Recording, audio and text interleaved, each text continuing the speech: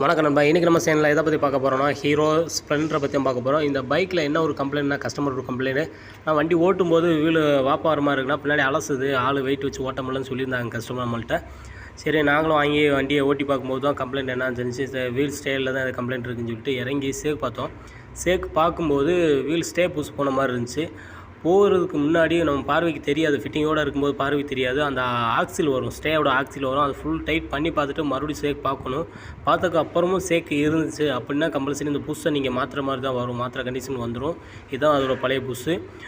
ஒரு லிமிட்டான டேமேஜில் இருக்கும்போது நீங்கள் கழட்டி மாட்டினா ரொம்பவே ஈஸியாக இருக்கும். பட் அப்படி இல்லை, ரொம்ப அதாவது ரப்பர்லாம் பிஞ்சு வெளியே வர அளவுக்கு நீங்கள் வண்டியை ஓட்டி இருந்தீங்கன்னா கண்டிப்பாக வராது, ரொம்ப சிரமப்படும். ஒவ்வொரு புஷ்ஷெல்லாம் 2-3 தட்டிலே வந்துடும். பட் வரலைன்னா அது கீப் பண்ணி எடுக்கிற நிலைமை ஆயிரும்.